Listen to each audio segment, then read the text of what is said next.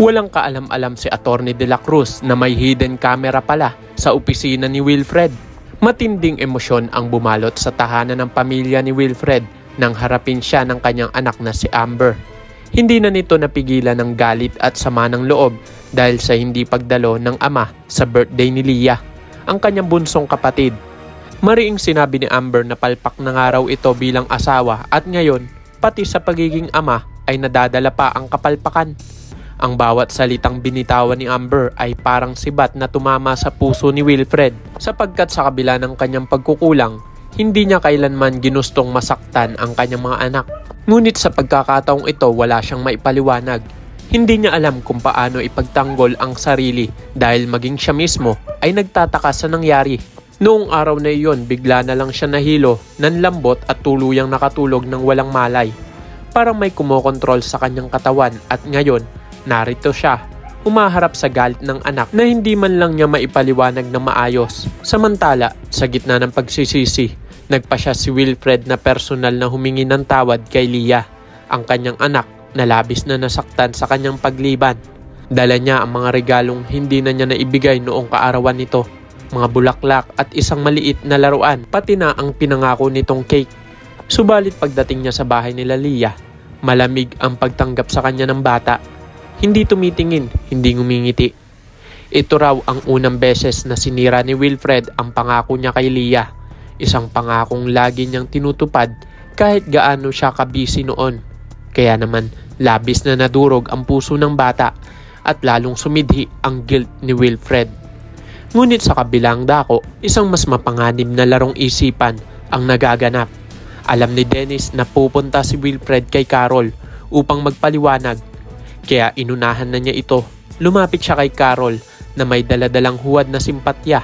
Ipinakita na tila siya'y nagmamalasakit. Ngunit sa likod ng bawat salitang lumalabas sa kanyang bibig ay may lason. Alam mo ba? Sabi ni Dennis sa telepono.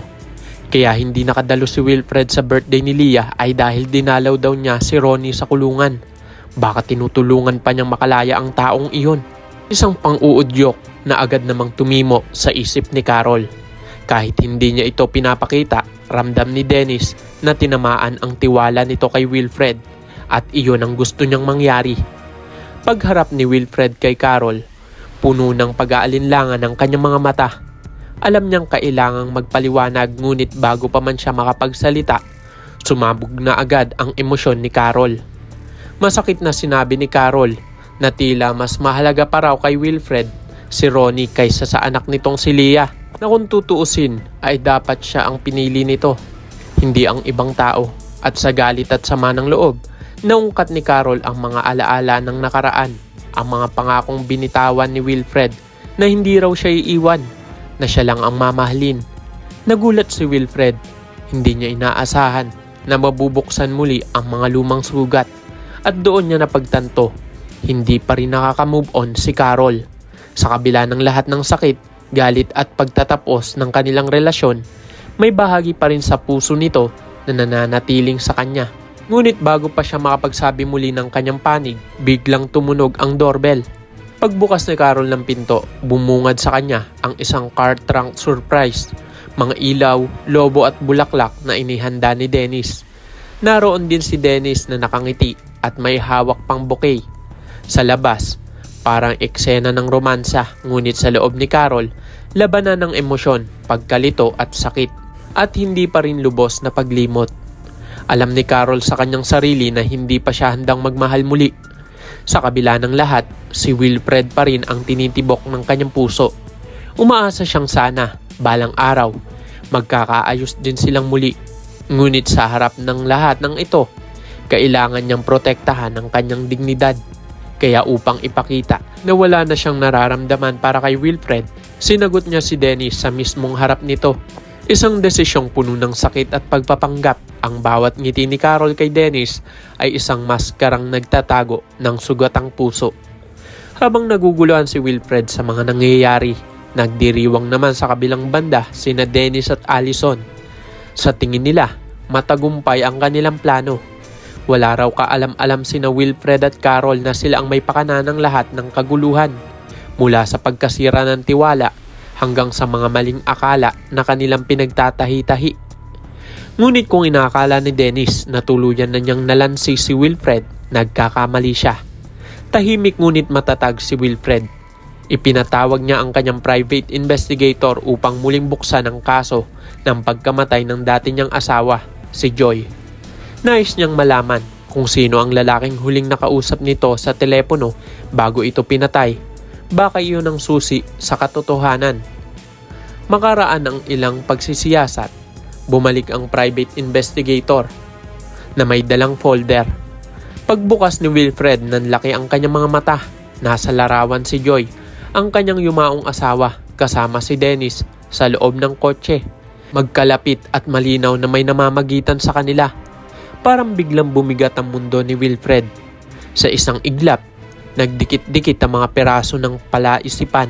Si Dennis ang lalaking unti-unting sumira sa kanya, sa pamilya niya, at sa tiwala ng mga anak niya ay siya ring may kaugnay sa pagpatay kay Joy. Ngunit alam ni Wilfred na hindi pa ito ang tamang oras upang harapin si Dennis. Kung ngayon niya ito ipapaalam kay Carol, tiyak na hindi siya paniniwalaan, lalo pat sariwa pa ang galit nito sa kanya.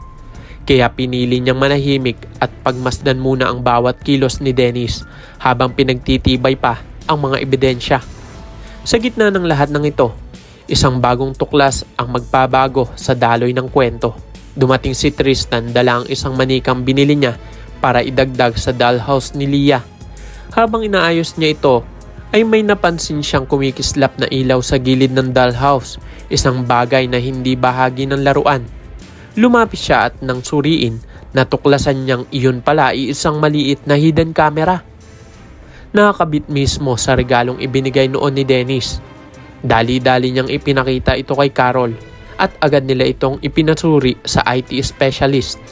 Sa loob lamang ng ilang minuto, na-trace ang IP address ng device at doon nila natuklasan ang eksaktong lokasyon ng nagmo-monitor ay walang iba kundi ang bahay ni Dennis.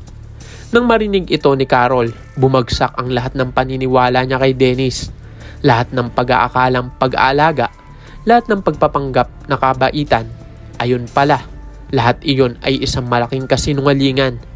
Ginagamit ni Dennis ang kamera upang tiktikan ang buhay ni Carol at maging ni Wilfred. Muling nabuhay ang takot at pagkasuklam sa puso ni Carol. Naisip niya kung nagagawa ni Dennis ang ganitong klase ng panlilinlang, gaano pa kaya ang makakaya niyang gawin? Mula roon nagpasya silang mag-ingat. Hindi na nila ipinakita kay Dennis na alam na nila ang kanyang lihim. Sa halip, palihim silang naghanda dahil alam nilang ang kalaban nila ay tuso, mapanganib at handang gumawa ng kahit ano upang makuha lang ang gusto. Kaya naman kung isa ka rin sa mga nagnanais na mabunyag na ang lahat ng kasamaan ni Dennis at Allison, ay pakiclick lamang ang like at subscribe button. Pwede ka rin mag-iwan ng komento sa ibaba para sa iyong mga saloobin at suwestyon. Maraming salamat sa iyong panonood.